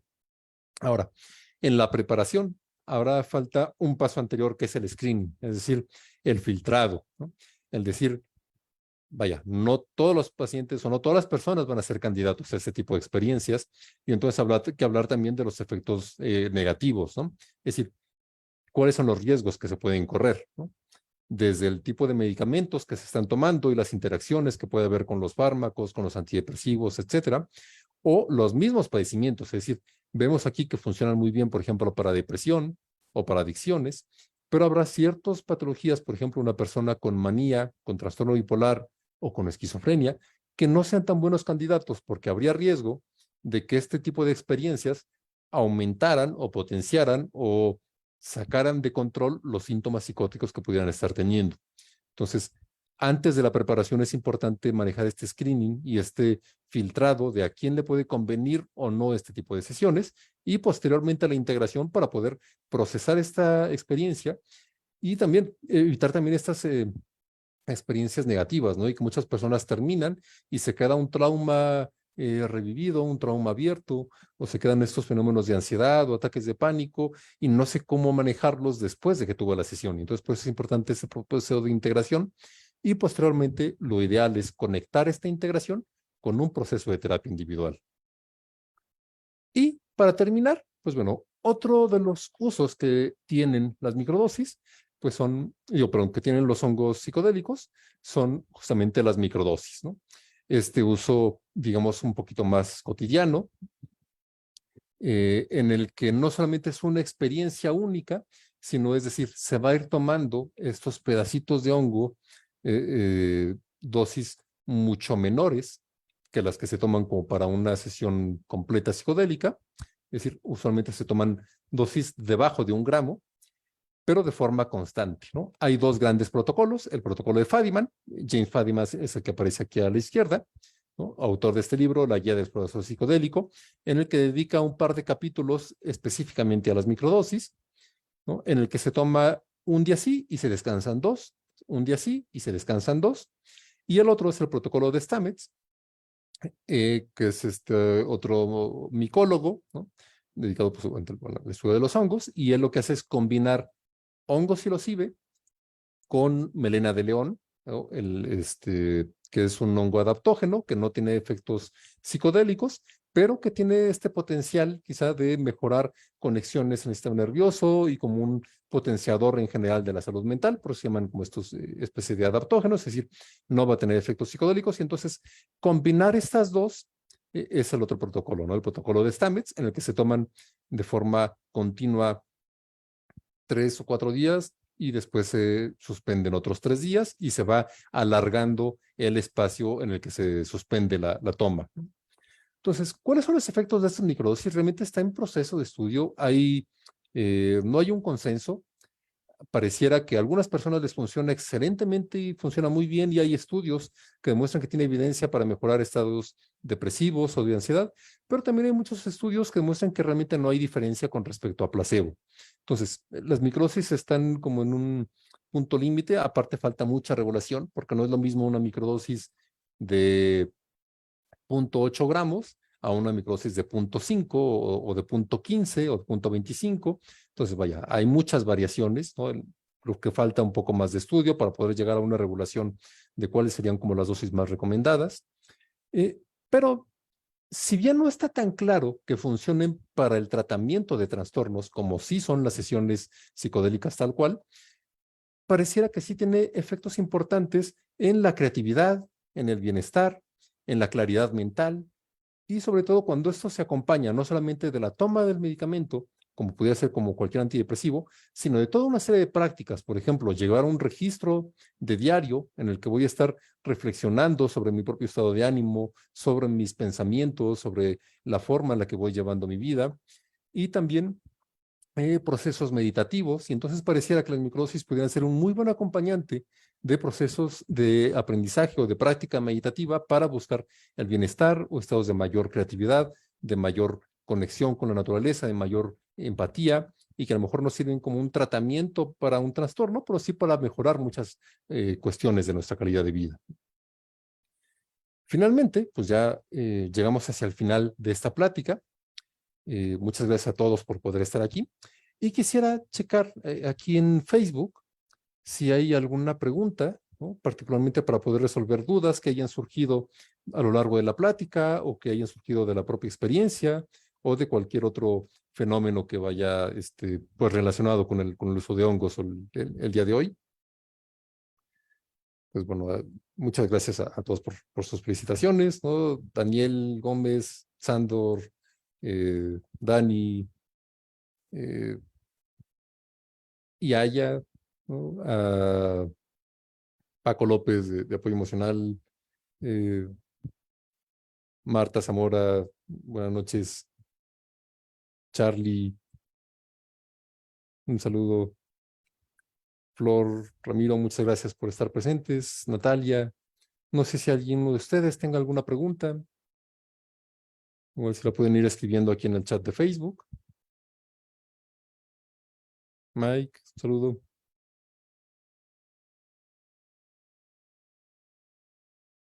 Ale, ¿qué opina de las microdosis o dosis heroicas? Macrodosis, ¿no? O dosis heroicas, que también están en el estudio, como monodosis de rescate. Ok, muy bien. Bueno, vamos a ir viendo cada una de estas preguntas. Como veíamos, es más, me voy a regresar a la diapositiva. A ver, es más fácil, ¿sí? Justo esto que mencionan de las macrodosis. No es cierto, creo que aquí no lo tengo. Eso lo tengo en otro lado. Voy a poner aquí esto de los honguitos con la psilocibina. Como mencionaba, las dosis usuales, ¿no? Por ejemplo, para sesiones, ya sea sesiones de uso de autoconocimiento, sesiones, digamos, psiconáuticas, o esas sesiones ya más médicas en un ambiente de investigación, que se utilizan, bueno, en las de investigación no se utilizan hongos, se utiliza psilocibina sintética, pero el equivalente sería alrededor de 3 a 4 gramos de hongos. Cuando sobrepasa los 5 gramos de hongo seco, que más o menos sería por ahí de los 5 gramos, pues más de 30 miligramos, 35, 40 miligramos de psilocibina son las que comúnmente se les llaman estas dosis heroicas, ¿no? Pues son un poco como menciona aquí, estos estudios como monodosis de rescate. No he leído realmente al respecto de utilizadas como estas monodosis. Me imagino que te refieres, por ejemplo, rescate personas quizá con ideación suicida como muy intensa. Realmente desconozco ese uso, pero lo que sí sé es que estas macrodosis o estas megadosis o estas dosis heroicas sí pueden estar relacionadas a más efectos adversos. Es decir, como cualquier medicamento, entre más dosis, pues más probable que la pase mal o que tenga estos efectos adversos. Particularmente hay algo que se llama síndrome de persistencia alucinógena, el HPDD, ¿no? El Hallucinogenic Persistent Perceptive Disorder, que es algo que es como este efecto retrasado, es decir, terminó la sesión, pero días después, aún así sigo teniendo estos efectos raros, ¿no? Sigo viendo estos fenómenos de fractales, figuras geométricas, halos alrededor de las cosas, ¿no? Realmente no es tan común que ocurra, pero está mucho más relacionado cuando se toman dosis muy altas, como en este caso serían estas dosis heroicas de más de 5 gramos de hongo. Antonio Mactub, ¿a qué le llaman coloquialmente que los hongos son muy regañones? ¿Qué parte del proceso es ese? Se refiere no es que sea una parte del proceso, sino que es durante la sesión, ¿no? No solamente los hongos, ¿no? Esta cuestión de que son regañones los hongos o la ayahuasca o el peyote o lo que sea, es generalmente cuando se tiene una, entre comillas, mala experiencia, ¿no? Creo que aquí habrá que hablar sobre qué cosa es un mal viaje, ¿no? Y creo que también da para mucho hablar esta parte de los malos viajes. Eh, un mal viaje normalmente es un viaje, pues, desagradable, ¿no? Es decir, voy a dejar ahorita de compartir la pantalla, ¿no? Dejo ahí un ratito los datos de contacto, pues cuestan anotarlos. Las un viaje desagradable no necesariamente tiene que ser malo o tiene que ser algo que tengamos que evitar, ¿no? Y ahí esta palabra de que sean regañones pareciera como algo importante, porque entonces la crisis, ¿no? O las crisis en general pueden tener un gran potencial terapéutico. Y en la vida, es decir, psicodélicos aparte, nosotros aprendemos a partir de las crisis y aprendemos a partir de los momentos difíciles, quizá mucho más que de los momentos placenteros o de los momentos agradables. Entonces, cuando se tienen estos malos viajes, pues muchas veces quizá pueden ser incluso hasta más productivos que los buenos, ¿no? Podemos aprender más de nuestros propios traumas o de la forma en la que nos enfrentamos hacia ciertas situaciones. Y entonces la cuestión es poder tomar estas experiencias de una forma sin juicio, ¿no? Como a partir de esos principios presentes, por ejemplo, en el mindfulness, el vivir la experiencia sin enjuiciarla, sin ponerle una etiqueta de buena o mala, y solo poder aprovecharla, poder vivirla, y a partir de ahí incluso poder tener un beneficio, ¿no? Esto de que son regañones, pues tiene que ver un poco con eso, ¿no? Es decir, cuando se tiene un mal viaje es como si tu mamá te regañara, ¿no? Pero porque es un poquito, digamos, por tu bien, ¿no? Para que aprendas algo. Ahora, también se llaman esa cuestión de que los hongos te regañaron cuando los usas mal, ¿no? Y entonces de ahí la importancia del proceso de preparación, que has llevado una buena dieta, una buena calidad de sueño, meditación, trabajo personal, trabajo de reflexión o trabajo psicológico antes de la experiencia, y esto puede ayudar también a que sean menos frecuentes estas experiencias displacenteras o estos regaños de los hongos. Stephanie, para el uso de hongos, ¿existe alguna contraindicación cuando están tomando antidepresivos? Ok, bueno, es una cuestión bien importante también, lo de los antidepresivos. Los medicamentos psiquiátricos, pues van a actuar sobre el cerebro igual que los psicodélicos, ¿no? Particularmente, pues bueno, igual que los hongos. Entonces, pues es combinar dos sustancias que tienen que ver con el cerebro y que tienen que ver con el funcionamiento de la mente. Entonces, vaya, lo ideal es no combinarlos. Hay este riesgo teórico, o se hablaba mucho de este riesgo teórico de algo que se llama síndrome serotoninérgico. El síndrome serotoninérgico, voy a dejar de compartir ya la pantalla, es un síndrome de intoxicación por serotonina. Hablaba que los psicodélicos lo que hacen es engañar al cerebro y hacer que se parezcan a la serotonina. Cuando tenemos demasiada serotonina no es bueno necesariamente. Cuando tenemos demasiada serotonina puede ser tóxico y puede llegar a matar a alguien. Es decir, alguien puede convulsionar, caer en coma o a morir incluso por esta intoxicación por exceso de serotonina. Entonces, ese era como uno de los riesgos principales en cuanto a los antidepresivos. Literatura más actual, pues realmente no hay tanto riesgo, pareciera que no hay tantos reportes realmente de síndrome serotoninérgico. Lo que sí puede pasar es que el antidepresivo amortigüe el efecto de los psicodélicos. Es decir, los antidepresivos sí pueden hacer que el psicodélico te pegue menos, que los hongos no alcancen el efecto necesario y entonces que no se tenga la experiencia completa, ¿no? Entonces, lo ideal es suspender los antidepresivos durante unos días o unas semanas antes de la toma. Hay otros, por ejemplo, la ayahuasca, por las armalinas, que son estos imaos, que son sustancias que actúan sobre varios neurotransmisores del cerebro. Ahí sí hay un riesgo de este síndrome serotoninérgico, ¿no? De combinar antidepresivos con ayahuasca. Con los hongos no hay tanto riesgo, sino hay más bien la cuestión es que no te peguen, ¿no? Que no tengas los efectos necesarios, ¿no? Pero igual, para evitar cualquier problema, lo mejor es consultar con su psiquiatra, explicar que se están buscando este tipo de experiencias y entonces ver, uno, si son candidatos o no, y dos, poder ver si se están tomando antidepresivos, pues poder irlos regulando, disminuir la dosis e idealmente suspenderlos unas semanas antes, aunque pareciera que hay algunos estudios que dicen que no hay realmente algún riesgo o alguna interacción de tomarlos, ¿no? Aunque al menos, pues por esta experiencia de que sí pueden disminuir los efectos, lo ideal sí es suspenderlos antes. Muy bien. Doctor, he tenido un excelente acercamiento con pacientes que han presentado estrés postraumático y han trabajado con microdosis. Por otro lado, los pacientes con diagnóstico de cáncer presentan una percepción diferente de la enfermedad.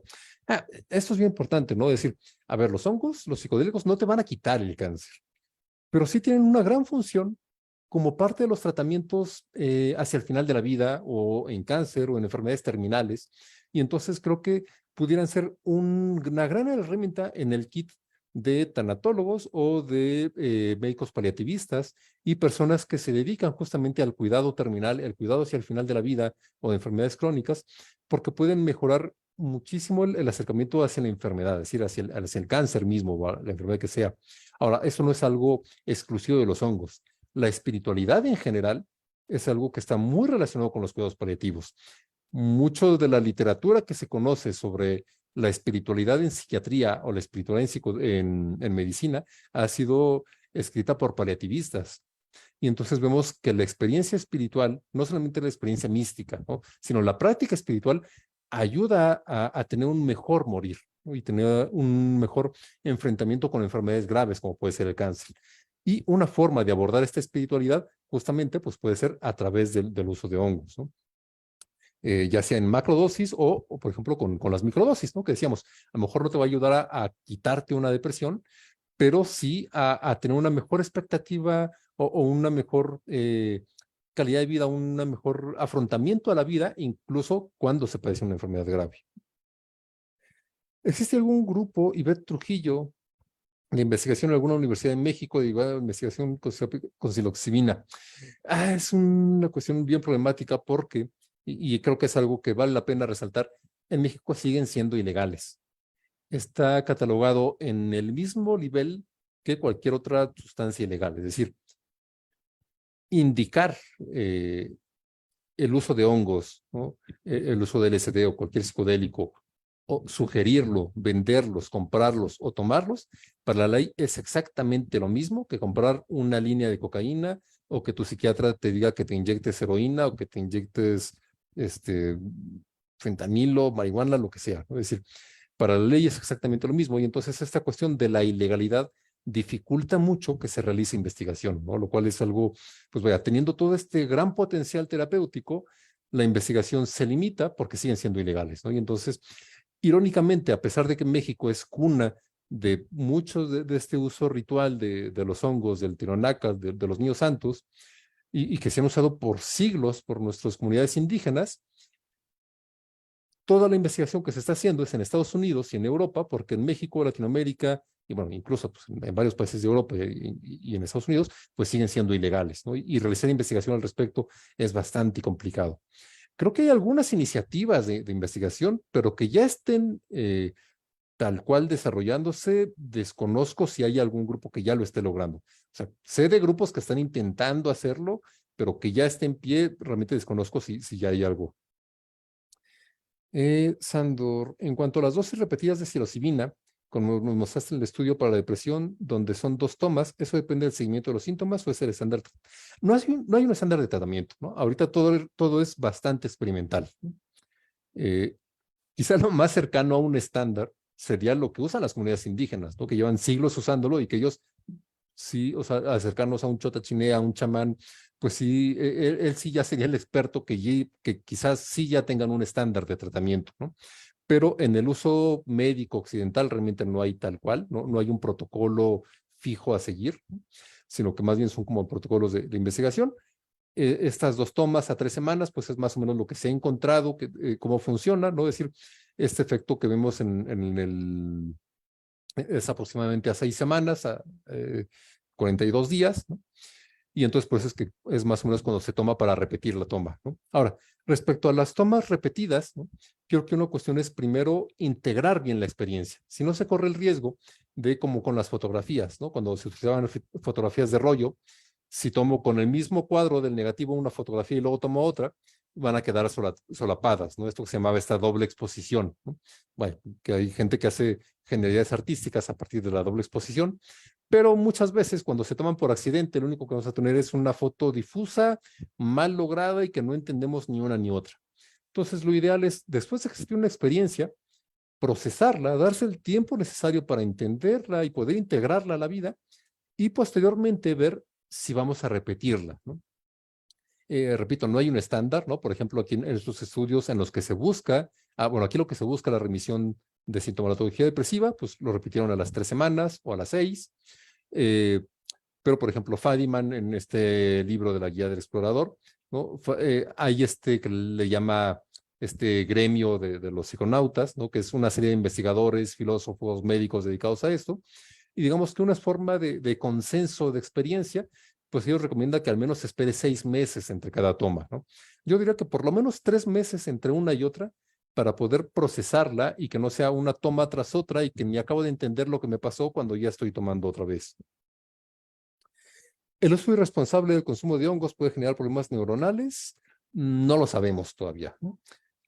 Son bastante nobles, ¿no? Realmente hay muy bajo riesgo de adicción, ¿no?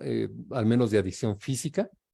Realmente hay muy bajo riesgo también de otros efectos adversos. Las dosis letales, no tengo ahorita el dato exacto, pero son dosis enormes, ¿no? O sea, sería el equivalente a tomar algo así como 5 kilos de hongos, ¿no? O sea, son dosis enormes las que tendríamos que alcanzar para las dosis letales, al menos lo que conocemos en ratas, en el laboratorio, ¿no?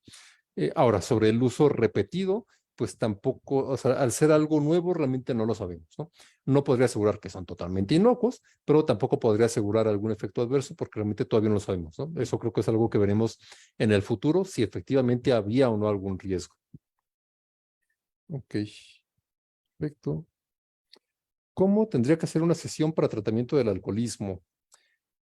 ¿Cuánto tiempo se recomienda tomar las microdosis? Ok, bueno, sobre el tiempo de las microdosis, eh, lo que se recomienda son estos espacios, ¿no? Es decir, tomarlas, por ejemplo, durante un mes y descansar otro mes. Tomarlas un mes y descansar otro mes. O idealmente irlas espaciando, por ejemplo, tomar un mes, descansar uno, tomar un mes, descansar dos, tomar uno, descansar tres, y que sean cada vez más espaciadas.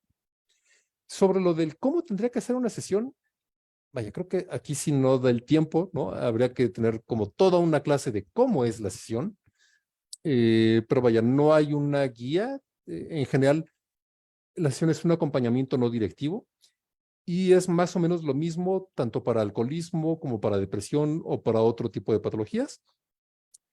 Al menos en el ámbito médico y de investigación, lo que se hace es con la persona acostada en un lugar cómodo, con antifaces para favorecer que haya menos estímulos a su alrededor y que se concentre más en la experiencia interna. Se acompañan de música y que la música es una cuestión fundamental en el acompañamiento de este tipo de experiencias y este tipo de sesiones. Y normalmente hay dos guías, ¿no? Al menos en el ámbito médico y de investigación, ¿no? Y un hombre y una mujer, ¿no? Y eso tiene varias funciones. Uno, que la persona o el paciente puede sentirse más cómodo de repente al acercarse a una mujer o más cómodo al acercarse a un hombre o habrá cosas con las que se sienta mejor con uno u otro. Y desde un aspecto, digamos, como más místico o energético, pues el tener esta dualidad de hombre y mujer, pues nos ayuda a tener como este yin y el yang, ¿no? Como estas dos energías complementarias, ¿no? Dentro de la parte, digamos, más de medicina o de psicología occidental, pues es el tener como las dos opciones para que el paciente pueda estar cómodo con uno o con el otro, ¿no? Y que sean dos para que puedan ayudarse si uno necesita hacer algo, poder ayudar al otro guía. Pues más, ese es el esquema general de cómo es una sesión, no solamente para alcoholismo, sino en general, al menos dentro de este modelo médico. Es decir, acostado durante estas 4 horas que dura el viaje, con antifaces, con música y acompañado de estos dos guías, aunque realmente no van a hacer mucho, a menos que la persona lo pida, ¿no? Si la persona lo pide, le pueden dar la mano, le pueden dar un vaso de agua, lo pueden tapar, destapar, bajar el volumen a la música, subir el volumen, etcétera. Pero en general lo que se recomienda es no tanta interacción y no es una guía directiva, ¿no? Sino que se deja a la persona que tenga su experiencia como tenga que ser. Muy bien. Pues bueno, creo que ya no hay más preguntas. Ya es también un poco tarde, ¿no? 10, ya son las 10 de la noche pasaditas. Entonces, pues ya llevamos hora y media aquí conectados. Muchas gracias a todos los que estuvieron presentes, ¿no? Hay alrededor de 40 y tantas personas, ¿no? Los que se fueron desconectando. Gracias por dedicar su noche a aprender un poquito más sobre los honguitos mágicos, sobre los niños santos. Creo que tienen un gran potencial terapéutico, un gran potencial en la exploración, pero hay que hacerlos pues de forma responsable y de forma informada sobre todo, ¿no? Entonces, para eso sirven estos días, para pues crear divulgación y tener más conocimiento sobre estas sustancias y cómo poder utilizarlas de una forma adecuada. Bien. Muchas gracias a todos, gracias por su presencia, por sus preguntas y muchas gracias por todos sus comentarios. Y pues bueno, los dejo. Esta sesión va a quedar guardada en Zoom. Voy a seguir peleando un poco con la tecnología para ver si la puedo subir a YouTube y a Instagram. para que la puedan consultar ya en momentos posteriores. Y pues bueno, posteriormente nos veremos quizá con algunos otros temas. Que pasen muy buenas noches. Hasta luego.